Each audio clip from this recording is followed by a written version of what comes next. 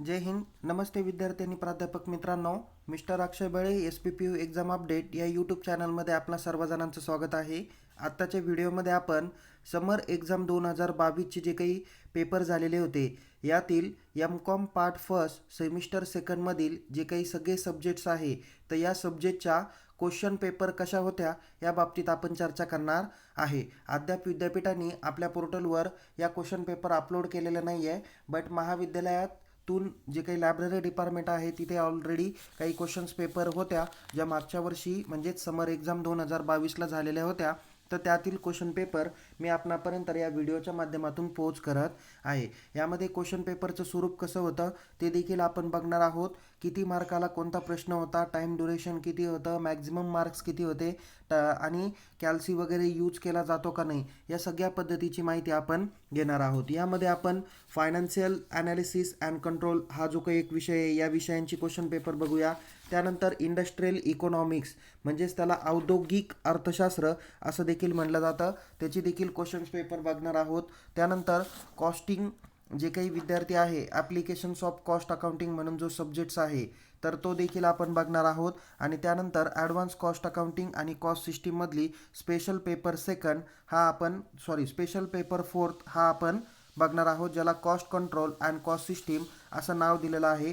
हे सगळेच्या सगळे questions paper आपण या व्हिडिओमध्ये बघणार आहोत. आपण या अगोदर MCOM पार्ट फर्स्ट सेमिस्टर फर्स्टमधील ऑल सब्जेक्टचे आपण व्हिडिओ बनवलेला आहे, जो तुम्हाला डिस्क्रिप्शन बॉक्समध्ये देखील बघायला भेटणार आहे. त्या माध्यमातून तुम्ही बघू शकता की तुम्हाला कोणकोणते प्रश्न पहिल्या सेमिस्टरला विचारलेले होते. चला तर मग आता सुरुवात करूया आपण की फायनान्शियल ॲनालिसिस अँड कंट्रोल या विषयाची क्वेश्चन्स पेपर कशी होते ते. विद्यार्थी मित्रांनो, अद्याप जर का आपण आपल्या यूट्यूब चॅनलला सबस्क्राईब केलं नसेल तर त्वरित सबस्क्राईब करा. तसेच या व्हिडिओला लाईक करा आणि आपल्या सर्व वर्गातील विद्यार्थ्यांपर्यंत हा व्हिडिओ पोच करा, जेणेकरून त्यांना परीक्षेचा सराव करण्यासाठी कोणत्याही प्रकारे अडचण येणार नाही. बघा, विषयाचं नाव आहे 201 फायनान्शियल ॲनालिसिस अँड कंट्रोल, जो MCOM पार्ट सेकंडमधील कंपल्सरी विषय आहे. यामध्ये तुम्हाला एकूण 60 मार्कासाठी ही प्रश्नपत्रिका असते आणि यासाठी टाईम ड्युरेशन आहे 3 तासाचा. ओके, यामध्ये तुम्हाला टोटल 4 प्रश्न विचारले जातील. चारीच्या चारही प्रश्न सॉल्व करणं तुम्हाला कंपल्सरी असणार आहे. यामधील प्रश्न क्रमांक 1 हा तुम्हाला चॅप्टर क्रमांक 1 वरती विचारला जातो, ज्यामध्ये what is financial analysis and control, states it's importance and limitation अशा पद्धतीचा प्रश्न 15 मार्कासाठी विचारलेला आहे. यामध्ये तुम्हाला त्याला जो काही प्रश्न विचारलेला आहे तो म्हणजे prepare common size statement and interpretation of the result हा चॅप्टर नंबर 2 वरती तुम्हाला प्रश्न विचारलेला आहे. म्हणजे एक थिअरी प्रश्नाला एक प्रॅक्टिकल प्रॉब्लेम तुम्हाला विचारलेला आहे. तुम्हाला इंटरप्रिटेशन कसं काय पद्धतीने केलं जातं किंवा कॉमन साईज स्टेटमेंट कशा पद्धतीने केलं जातं हे तुम्ही चॅप्टर नंबर सेकंडमध्ये शिकू शकता.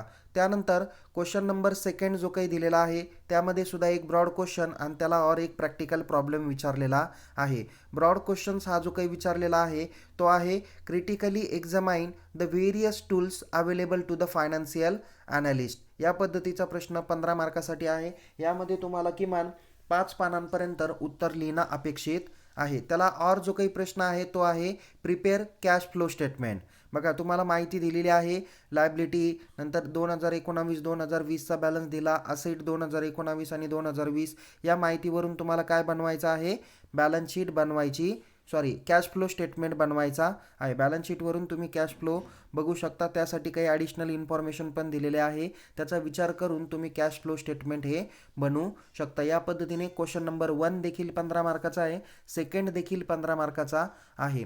त्यानंतर क्वेश्चन नंबर 3 हा पण एक एक ब्रॉड क्वेश्चन आणि त्याला एक शॉर्ट नोट्स पण विचारली जाणार आहे. ज्यामध्ये तुम्हाला क्वेश्चन नंबर 3 विचारलेला आहे की what is cash flow statement and what are the advantages and limitation of cash flow statement अशा पद्धतीचा प्रश्न तुम्हाला 15 मार्काला विचारलेला आहे. त्याला तुम्हाला from the following details you are required to prepare trading and profit and loss account दिलेला आहे. जसं कॉमन साईज स्टेटमेंट आपल्याला दिलेलं होतं त्याच पद्धतीने आता तुम्हाला बॅलन्स शीटचे जे काही रेशो आहे, म्हणजे हा रेशो ॲनालिसिसचाच प्रॉब्लेम आहे, त्यावरून तुम्हाला प्रॉफिट अँड लॉस किंवा ट्रेडिंग अकाउंट तयार करायचं आहे. जनरली बॅलन्स शीट तयार करायला लावतात, बट यामध्ये जे काही आयटम्स दिलेले आहे ते आयटम्स तुमचे trading and profit and loss related आहे. त्यामुळं तुम्हाला हे रेशो ॲनालिसिसच्या बाबतीतून तुम्हाला trading account, profit and loss account तयार करायचं आहे. बघा जनरली टी वायपर्यंत तुम्हाला रेशो ॲनालिसिसवरती काय होत होतं की trading account, profit and loss account आणि बॅलन्स शीट दिलं जात होतं आणि त्यावरून तुम्हाला रेशो फाइंड आउट करायचे होते. आता उलटं केलेलं आहे. आता तुम्हाला रेशो दिलेले आहे. जसं की ग्रॉस प्रॉफिट रेशो इथं 20% दिलेला आहे. तर या ग्रॉस प्रॉफिट रेशोवरून तुम्हाला काय करायचं आहे की trading account, profit and loss account हे तयार करायचं आहे. सो या पद्धतीने तुम्हाला हा देखील प्रश्न 15 मार्कासाठी विचारलेला आहे. तर क्वेश्चन नंबर 4 हा राईट शॉर्ट नोट्स आहे. तिथे तुम्हाला 5 ते 6 शॉर्ट नोट्स दिले जातील. त्यापैकी कोणत्याही 3 शॉर्ट नोटचे उत्तरं लिहायचे आहे. एका शॉर्ट नोटसाठी तुम्हाला किती मार्क्स आहे? 5 मार्क आहे. 3 यांची उत्तरं लिहिले तर 5 त्रिक 15 मार्क्स तुम्हाला भेटणार आहे. ज्यामध्ये तुम्हाला रेशो ॲनालिसिस, त्याच्यानंतर comparative balance sheet, than fund flow statement, working capital, than sources of cash या पद्धतीने प्रश्न विचारले जातात. बघा आता कदाचित परीक्षेत प्रश्न काय विचारला जाईल? Define the term of fund flow statement, explain their advantages and limitation. आणि कॅश फ्लो स्टेटमेंट तुम्हाला शॉर्ट नोटसाठी सुद्धा विचारलं जाऊ शकतं. रेशो ॲनालिसिस म्हणजे काय किंवा रेशो ॲनालिसिस कोणकोणते, तुम्हाला कदाचित काही एक पर्टिक्युलर रेशो पण तुम्हाला फाइंड आउट करायला लावू शकतात. ते ब्रॉड क्वेश्चनला पण हा प्रश्न विचारला जाऊ शकतो. Working capital, sources of cash हे देखील तुम्हाला अगेन रिपीटेड होऊ शकतात.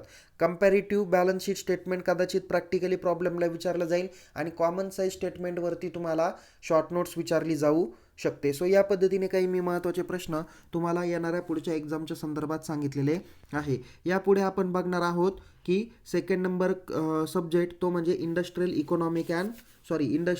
इकॉनॉमिक्स या प्रश्नपत्रिका बघणार आहोत.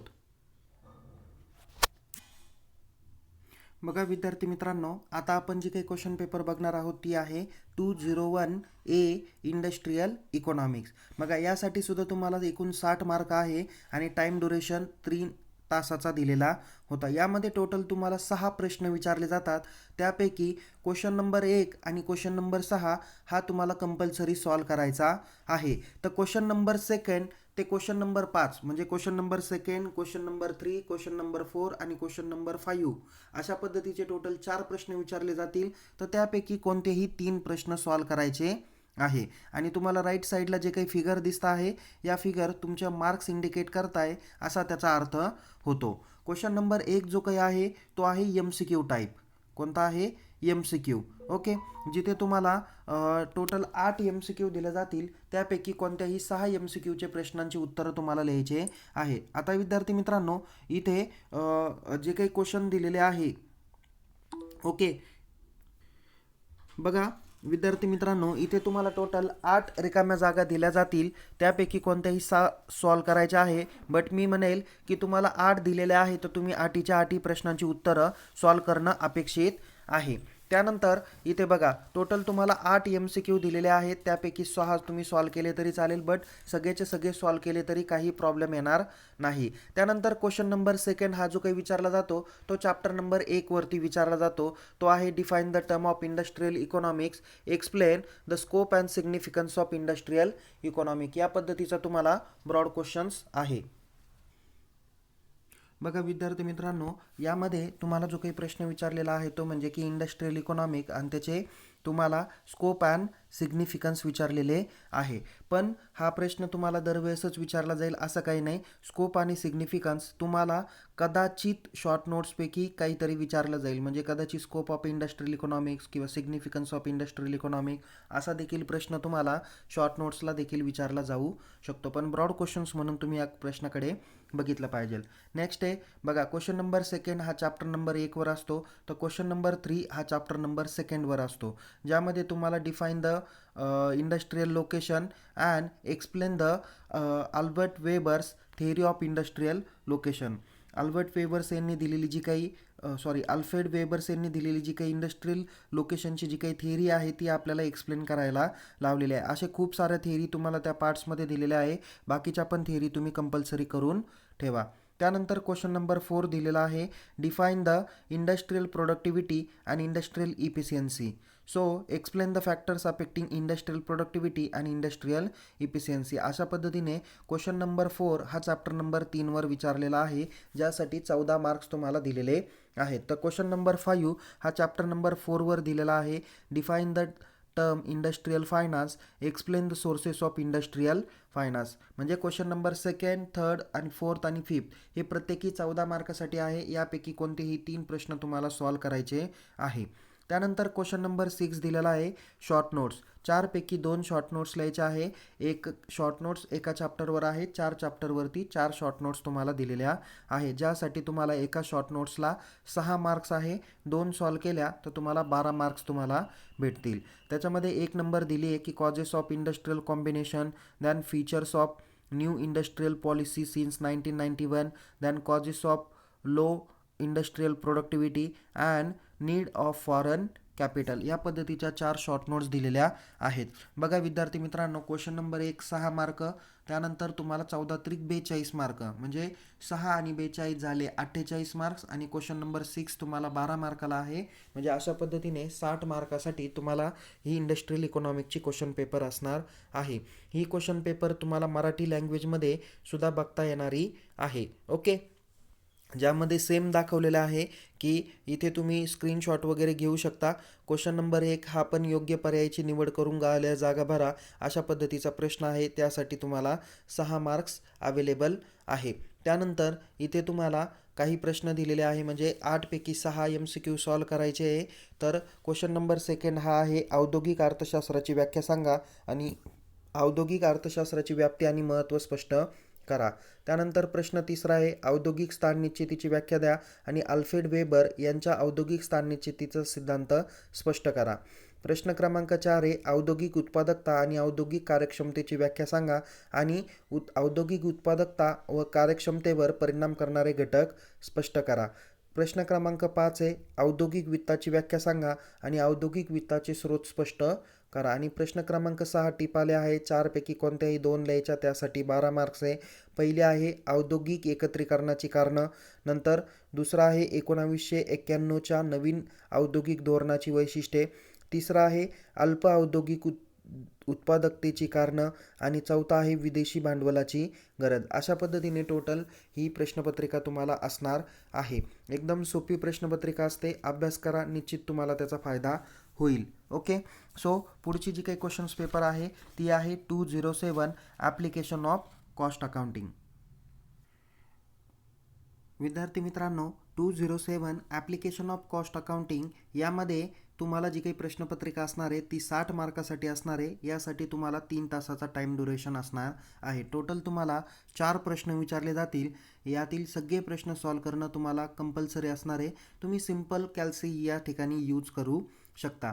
प्रश्न क्रमांक 1 हा 15 मार्कासाठी असणार आहे, जो तुमच्या चॅप्टर नंबर 1 वर आधारित असणार आहे, जो आहे तुमचा कशाच्या संदर्भात आहे, reconciliation of financial statement and cost statement.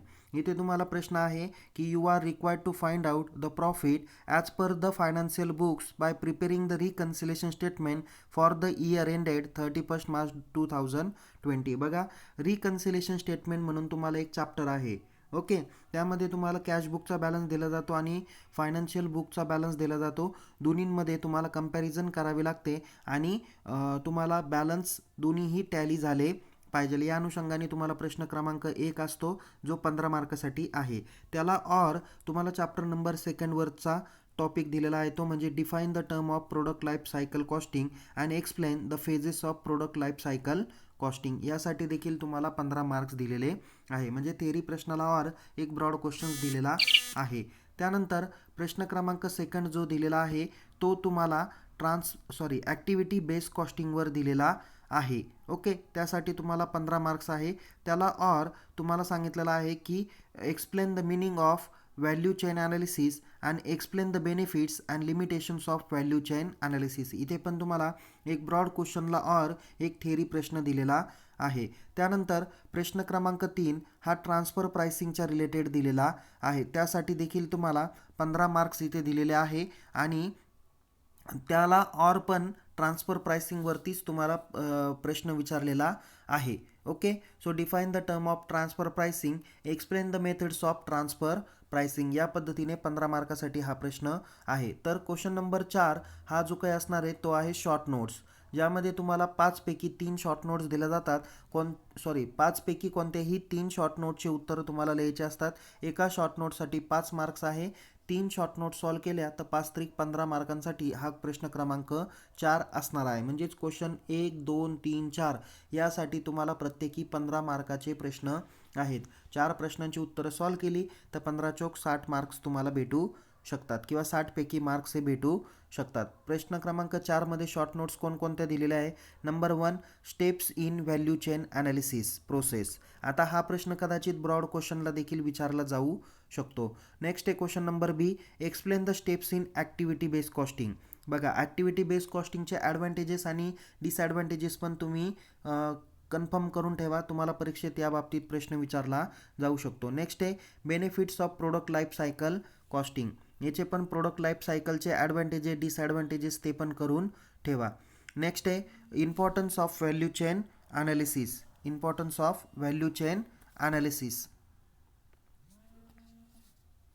Hello, प्रश्न क्रमांक 4 मधील चौथी शॉर्ट नोट्स आहे importance of value chain analysis in assessing competitive advantages. म्हणजे ही व्हॅल्यू चेन ॲनालिसिसच्या बाबतीत देखील तुम्हाला शॉर्ट नोट्स विचारली जाते. क्वेश्चन नंबर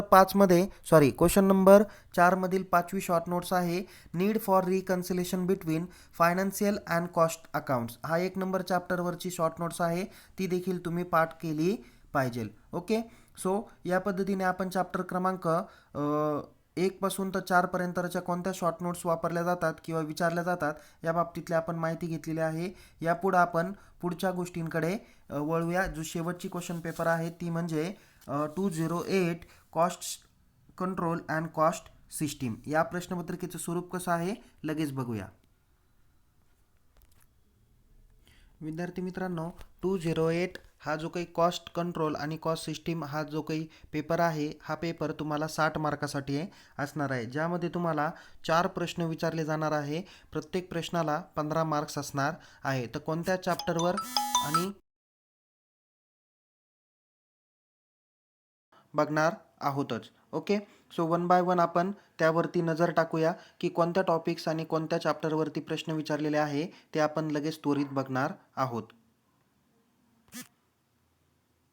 यामध्ये तुम्हाला प्रश्न क्रमांक 1 जो काही असणार आहे तो आहे तुम्हाला फिल इन दी ब्लँक्स. त्यासाठी तुम्हाला 5 MCQ प्रश्न विचारले जातील आणि त्या 5च्या 5 प्रश्नांचे उत्तर देखील तुम्हाला लिहायला विचारलेले होते. ही क्वेश्चन नंबर 1 हा कंपल्सरी आहे आणि remaining any 2 questions from remaining सांगितलेले आहे. तर त्या कशा पद्धतीने आहे ते पण आपण बघणार आहोत. बघा, क्वेश्चन नंबर 2 हा देखील 5 मार्काला आहे, बट तिथे तुम्हाला ट्रू और फॉल्स विचारलेले होते. तर क्वेश्चन नंबर 3 हा आहे मॅच द फॉलोइंग पेअर्स. त्यासाठी देखील 5 मार्क्स आहे. म्हणजे क्वेश्चन नंबर 1 ABC हा तुम्हाला टोटल 15 मार्कासाठी दिलेला आहे. तर क्वेश्चन नंबर D हा 15 मार्कासाठी आहे. म्हणजेच पहिलाच प्रश्न तुम्हाला 30 मार्कासाठी दिलेला होता, ज्यामध्ये क्वेश्चन नंबर 1D मध्ये शॉर्ट नोट्स लिहायला विचारलेले आहे. 5 पैकी कोणत्याही 3 शॉर्ट नोट्स तुम्हाला लिहायच्या आहेत. ओके, त्यामध्ये पहिली शॉर्ट नोट्स आहे डिफरन्शियल कॉस्ट ॲनालिसिस, सेकंड आहे प्राइसिंग पॉलिसी, थर्ड आहे designing and installing cost system and computerise accounting, fourth दिलेला आहे कॉस्ट कंट्रोल आणि फिफ्थ दिलेला आहे कॉजेस ऑफ लोअर प्रोडक्टिव्हिटी. या पद्धतीने टोटल प्रश्न क्रमांक 1 एला 5 मार्क, बीला 5 मार्क, सीला 5 मार्क आणि डीला 15 मार्क अशा मिळून टोटल 30 मार्कासाठी प्रश्न क्रमांक 1 विचारलेला आहे. त्यानंतर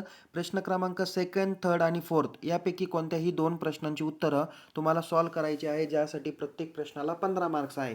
म्हणजे 15 त्रिक 45 होतात, बट सॉल्व किती करायचे? 2 करायचे. म्हणजे 15 दुने 30 मार्कासाठी हा प्रश्न सॉल्व करायचा आहे. यासाठी तुम्हाला प्रश्न क्रमांक 2 जो काही विचारलेला आहे तो मार्जिनल कॉस्टिंग किंवा ॲप्लिकेशन्सवर विचारलेला आहे किंवा डिफरन्शियल कॉस्ट ॲनालिसिसमध्ये पण आहे आणि प्राइसिंग पॉलिसी या बाबतीत तुम्हाला प्रश्न विचारलेले आहे. म्हणजे तुम्हाला प्रॅक्टिकल प्रॉब्लेम जे काही असणार आहे तो क्वेश्चन सेकंड, थर्डमध्ये तुम्हाला या 4 चॅप्टरपैकी कोणत्याही 2 चॅप्टर्सवर विचारले जातात. ओके. सो या ठिकाणी तुम्हाला पहिल्यांदाच planning for improvement of profitability for which the following 2 suggestions are made. इथे तुम्हाला जो काही प्रश्न महत्त्वाचा विचारलेला आहे तो प्रॅक्टिकल ओरिएंटेड असणार आहे. तुम्हाला जर का प्रॅक्टिकल ओरिएंटेड प्रॉब्लेम सॉल्व्ह करता नाही आला तर तुम्ही काय करू शकता, शॉर्ट नोट्स जो लास्टला दिलेला आहे ब्रॉड क्वेश्चन तो तुम्ही सॉल्व्ह करू शकता. यामध्ये बघा मार्जिनल कॉस्ट स्टेटमेंट, कॉस्टिंग किंवा value cost volume profit analysis यावरती हा प्रॅक्टिकली प्रॉब्लेम असणार आहे. ओके. त्यानंतर क्वेश्चन नंबर 3 जो काही दिलेला आहे तो आहे Camlin limited manufacture 20,000 units during the year 2021-22. So the cost and price structure which is disclose the following relevant information. So हा प्राइसिंग डिसिजनवरती प्रश्न दिलेला आहे तो तुम्ही व्यवस्थित पद्धतीने बघितला पाहिजे. तो तुम्ही व्यवस्थितरित्याने सॉल्व केला पाहिजे. आणि क्वेश्चन नंबर 4 जो काही दिलेला आहे तो प्रोडक्टिव्हिटी चॅप्टरवरती दिलेला आहे. तो तुम्ही व्यवस्थितरित्या शॉर्ट नोटसाठी बघितला पाहिजे. ओके. सो त्यामध्ये तुम्हाला प्रोडक्टिव्हिटी म्हणजेच काय आणि प्रोडक्टिव्हिटीसाठी causes of lower productivity and how to improvement in productivity असा प्रश्न तुम्हाला विचारलेला आहे. आता इथे एक बघण्याची गोष्ट जर का बघितली तर इथे तुम्हाला शॉर्ट नोट्समध्ये सुद्धा तुम्हाला कॉजेस ऑफ लोअर प्रोडक्टिव्हिटी दिलेला आहे आणि ब्रॉड क्वेश्चन्समध्ये सुद्धा तुम्हाला तोच प्रश्न विचारलेला आहे. म्हणजे डबल तुमचा बेनिफिट्स इथे विचारलेला होता. म्हणजे जे फॅकल्टीचे विद्यार्थी होते तर त्यांना या प्रश्नांची उत्तरं निश्चित डबल ठिकाणी सारखेच लिहिणं अपेक्षित होतं. सो या पद्धतीने तुम्हाला आपण M.Com पार्ट फर्स्ट सेमिस्टर सेकंडमधील ऑल सब्जेक्ट तुम्हाला इथे दाखवलेले आहेत. यापुढचे काही सब्जेक्टचे क्वेश्चन पेपर आपल्याकडे अवेलेबल नव्हते, पण जसे जसे अवेलेबल होतील तशी तशी सेपरेट व्हिडिओ बनवली जाणार आहे. ओके. सो विद्यार्थी मित्रांनो, आपल्याला ही व्हिडिओ आवडली असल्यास, यातील माहिती आवडली असल्यास निश्चित आपण या व्हिडिओला लाईक करा, शेअर करा आणि अधिक माहितीसाठी या यूट्यूब चॅनलला सबस्क्राईब करायला विसरू नका. तसेच परीक्षेबाबत अद्ययावत माहितीसाठी आपण व्हॉट्सअप कम्युनिटी ग्रुप किंवा टेलिग्राम चॅनलमध्ये सहभागी होऊ शकता. लिंक डिस्क्रिप्शन बॉक्समध्ये दिलेली आहे. चला तर मग आपण पुन्हा भेटूया एका नवीन व्हिडिओसह, नवीन माहितीसह. तोपर्यंत टेक केअर. जय हिंद. धन्यवाद.